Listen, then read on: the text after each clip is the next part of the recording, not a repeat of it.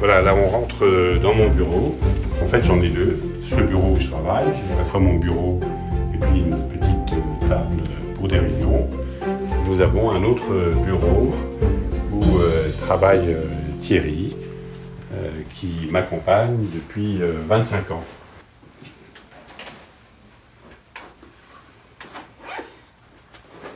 Sauf dissolution qui peut être importante. C'était sur l'intervention, c'est Jacques-Emmanuel qui a rappelé tout de suite. Donc ça lui va très bien. Il suggère un truc. Alors attends, où est-ce que c'est 1, 2, 3, tu vois. À court terme, il est avéré que de multiples acteurs vont s'employer, vont tout faire pour compliquer notre retraite, car tel est leur intérêt. Il est avéré que de multiples acteurs vont tout faire pour compliquer notre retraite, car tel est leur intérêt. Donc, ça te va ? J'ai su avant le week-end que j'avais un petit temps de parole. J'ai que 5 minutes, ce qui est assez court, hein, mais ce qui oblige aussi d'aller à l'essentiel. Alors c'est un peu gênant d'avoir que 5 minutes sur le Mali, parce qu'il y a sans doute nécessité de faire un peu un historique, et là j'ai pas le temps de faire ça. Donc je vais tout de suite sur les questions essentielles. Oui, c'est aussi stimulant de cette manière-là.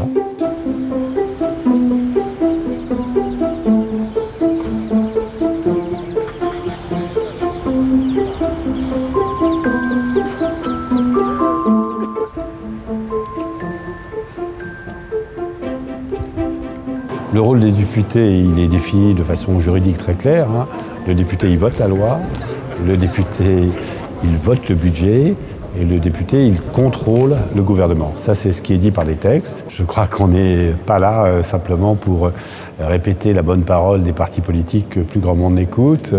Je crois qu'on n'est pas là uniquement pour applaudir ou critiquer le gouvernement. On est là comme représentants des citoyens pour essayer de comprendre la période qu'on traverse et pour essayer de proposer un peu des idées neuves dans une époque où chacun est un peu perdu.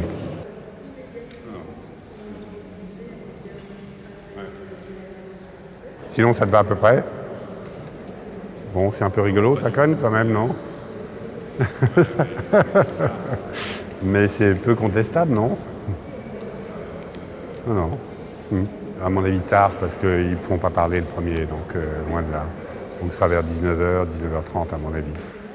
Beaucoup de députés veulent absolument intervenir sur tous les sujets, déposer des amendements. Et moi, je crois que ce jeu, il est un petit peu dépassé. Ça n'intéresse pas les Français qu'on multiplie les prises de parole si elles n'ont pas grand sens. Moi, ce que j'essaie de faire, c'est plutôt un travail de fond, de contrôle. Vous voyez, quand je contrôle le budget de la défense, quand je contrôle l'action de l'État en Seine-Saint-Denis, hein, pour regarder comment fonctionne la police, comment fonctionne la justice, comment fonctionne l'éducation nationale, et bien là, c'est pas une ou deux petites réunions, c'est quantité d'entretiens avec tous les acteurs pour essayer de voir ce qui ne va pas.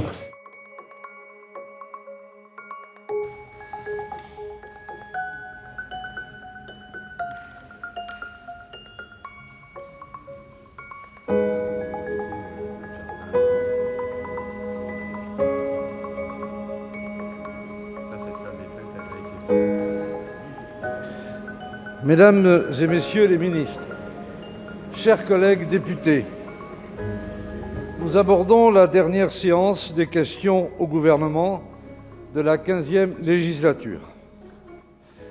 À cette occasion, je tiens à remercier toutes celles et tous ceux qui travaillent à l'Assemblée nationale, quel que soit leur statut ou leur fonction, pour la qualité de leur travail et leur dévouement.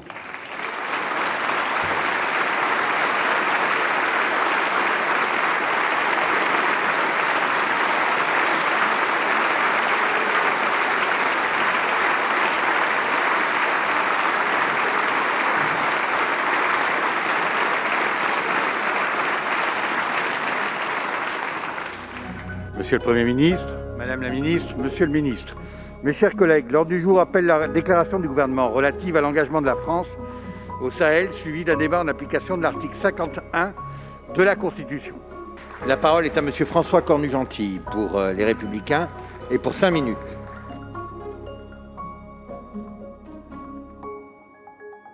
Monsieur le Président, Monsieur le Premier ministre, Madame la Ministre, mes chers collègues, c'est en effet depuis la période de Noël que nous avons eu connaissance de la présence de mercenaires du groupe Wagner au Mali. Alors que nous avions nettement indiqué que ce point constituait pour nous une ligne rouge, pourquoi n'avons-nous pas tiré la seule conclusion qui s'imposait en annonçant immédiatement notre départ ? On sait qu'on ne sera pas le seul à intervenir, donc on essaie de voir quel éclairage on peut apporter, quelles différences. On essaye de voir qu'est-ce qui peut être utile au gouvernement. On voit bien que le Mali, la France a essayé de faire des choses bien, que ça se termine pas tellement bien. Donc je pense qu'il y a une exigence de vérité pour la France et pour les Français, donc on essaie d'être à la hauteur. De profonds bouleversements politiques et sécuritaires en Afrique de l'Ouest, au Sahel et tout particulièrement au Mali, ont conduit le président de la République à prendre la décision d'entamer une nouvelle étape dans la transformation de l'opération Barkhane. Avant de répondre à quelques-unes de vos questions, j'aimerais tout d'abord me joindre à vos pensées et rendre hommage aux 59 militaires français. On a des débats de plus en plus compliqués. Le jeu politique devient simpliste. Donc il y a une sorte de contradiction. D'un côté, des problèmes de plus en plus compliqués, de l'autre côté, des débats qui ne sont pas à la hauteur. Tel qu'on s'y prend aujourd'hui, je crois qu'il y a peu de chances qu'on arrive à résoudre les problèmes qui sont devant nous. Ça suppose d'avoir un temps différent, pas simplement tout de suite prendre des décisions sans avoir réfléchi, mais en avant de la décision, en amont de la décision, prendre un temps pour réfléchir et faire ce que j'appelle un diagnostic.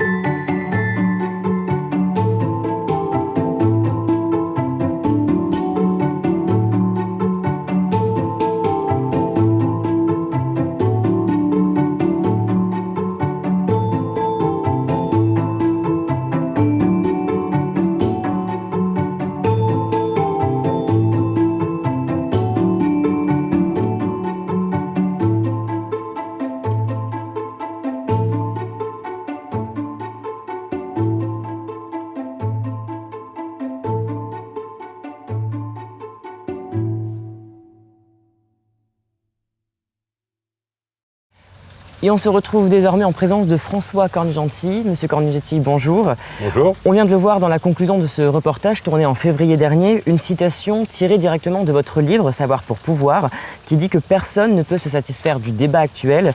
Et alors que nous sommes terriblement déçus par nos élus, n'est-ce pas une étrange conclusion que d'estimer que finalement n'importe qui fera l'affaire ? Je ne pense pas que nous puissions continuer longtemps de la sorte, du moins si nous croyons encore en la démocratie. Ce livre, vous l'avez écrit en 2021.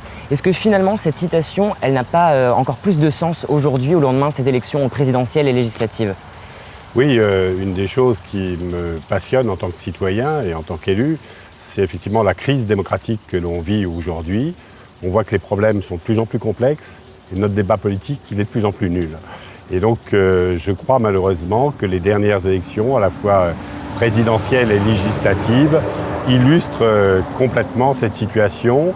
Le débat n'est pas satisfaisant et du coup les Français ne peuvent plus adhérer à quoi que ce soit. Ils choisissent à chaque fois de repousser. Emmanuel Macron a été réélu, mais c'est plutôt Marine Le Pen qui a été repoussée. Après, il n'y avait pas de vraie adhésion à Emmanuel Macron et donc les législatives ont apporté une sorte de correctif. Là aussi, ce n'est pas tellement une adhésion à Marine Le Pen, c'est un rejet d'Emmanuel Macron. Donc il y a une insatisfaction qui s'aggrave dans le pays, ce qui est très préoccupant parce que les problèmes qu'on a à résoudre, notamment dans le service public, ils sont gigantesques. Et justement, dans le reportage, vous dites également que le débat en fait, devient de plus en plus compliqué, mais le jeu politique reste assez simpliste. Est-ce qu'on peut dire que la France est devient un peu ingouvernable ? Je pense que la France devient ingouvernable parce que les partis politiques ne répondent pas aux aspirations, tous, aussi bien ceux de gouvernement que ceux d'opposition, et que le mien. Je pense qu'aujourd'hui, les gens ne veulent plus du débat manichéen d'autrefois. On est pour, on est contre. Ils veulent que les partis politiques soient capables d'offrir des options un peu crédibles. Sur la transition énergétique, tout le monde a compris qu'il fallait la faire. Donc il n'y a pas à être pour ou contre. La question, c'est comment on l'a fait. Et vous voyez bien, quand vous posez la question comment, qu'il n'y a pas de réponse très intéressante, ni à gauche, ni à droite, ni ailleurs. Pareil, l'immigration, il ne s'agit pas d'être pour ou contre. Elle est là, comment on la gère ? Vous avez beaucoup d'invectives, beaucoup de remarques et pas de réponse très concrète. Pareil sur les questions ou de sécurité ou d'éducation nationale. On voit bien que l'insécurité progresse, on voit bien que l'éducation nationale est en crise. Et là, on a des débats très schématiques et personne n'est capable d'expliquer comment on va s'y prendre. Je crois que les Français sont frustrés parce qu'ils attendent des réponses que les partis ne savent pas leur offrir. Et vous aviez une ambition aussi, c'est de réformer un petit peu justement ce gouvernement au travers d'un diagnostic, vous en parlez brièvement dans le reportage. Comment vous allez faire maintenant finalement par rapport à la politique nationale ? Alors je crois que finalement, je ne sais pas si c'est une chance d'être en dehors de l'Assemblée, mais tout mon travail de dénonciation des impasses dans lesquelles se trouve la politique française, des impasses dans lesquelles se trouve l'Assemblée nationale, je crois que je pourrais le faire presque mieux de l'extérieur. Certains journalistes m'ont dit tant que vous étiez à l'Assemblée, on avait du mal à relayer vos idées parce qu'on avait l'air d'être au service d'un parti politique. Donc je pense que ce recul, finalement, que m'offrent les électeurs, va peut-être me donner une audience nouvelle. Donc j'ai bien l'intention de continuer à défendre mes idées sur la crise de la démocratie, pas seulement la dénonciation du système, mais les solutions que je propose. D'accord. Je vais créer une association pour cela. D'accord. Et écrire un nouveau livre. Et voilà, exactement, j'allais en venir. Qu'est-ce que vous allez faire maintenant ? Donc vous allez écrire un nouveau livre. Est-ce que vous allez aussi à la rencontre d'étudiants de sciences politiques pour faire part de vos idées également, qui sont un peu les politiciens de demain ? Alors, j'ai constaté, c'est ça l'aspect nouveau un peu de mon travail, mes collègues avaient du mal à comprendre ce que je dis. Finalement, je suis mieux entendu par les professeurs de droit et par les étudiants en sciences politiques, à Sciences Po ou dans un certain nombre de facs. Tant que j'étais au sein de l'Assemblée, j'essayais de m'adresser à mes collègues. Maintenant, je vais essayer de trouver des relais chez les jeunes étudiants, chez les professeurs de droit. C'est tout le travail un peu nouveau qui m'attend. Et vous parlez justement d'une création d'association. Finalement, est-ce que vous savez déjà un peu son nom et quel sera l'objectif ? Non, j'ai pas encore le nom. L'objectif, c'est le renouveau démocratique. Donc j'ai la préparation d'un livre, une association, peut-être un tour de France pour défendre ses idées sur la transformation du Parlement. On a un Parlement qui se chamaille. On n'a plus un Parlement qui représente les Français. Être parlementaire, c'est dire ce qui ne va pas. C'est pas répéter le baratin des partis politiques. C'est ça il faut qu'on arrive à sortir de ça. Donc je suis très motivé sur cette action-là. Et puis il y a un second pan que je ne veux pas laisser tomber, c'est toute ma spécialité défense nationale. Là aussi, je veux créer une association pour défendre nos armées, pour montrer qu'elles doivent évoluer. Et puis le dernier pan, c'est l'action locale. Voilà, il y a un excellent maire de Saint-Dizier, un excellent président d'Aglo. Et je ne veux pas le gêner, mais je pense qu'avec mon expérience, je peux lui donner un coup de main, je peux être utile et le renforcer sur un certain nombre de points. Donc je retrouve avec plaisir l'action locale. Et sur cette association, justement, est-ce qu'il y aura des personnalités politiques publiques importantes qui vont aussi intégrer cette association ? Écoutez, je suis en train de prendre un certain nombre de contacts. Mon idée, c'est plutôt, à ce stade, plutôt que de rallier des élus, c'est plutôt d'intéresser des jeunes, des étudiants, des professeurs de droit. C'est plutôt ce créneau-là que je pense que les élus sont suivistes en réalité. Si j'ai les jeunes, les élus viendront après. Eh bien, merci beaucoup François Cornu-Gentil d'avoir répondu présent pour cette interview. Merci à vous également pour votre fidélité et on se retrouve bientôt sur Puissance Télévision. Toute l'actualité qui vous concerne, à voir et ou à revoir, dès maintenant sur puissancetélévision.fr et sur notre application mobile.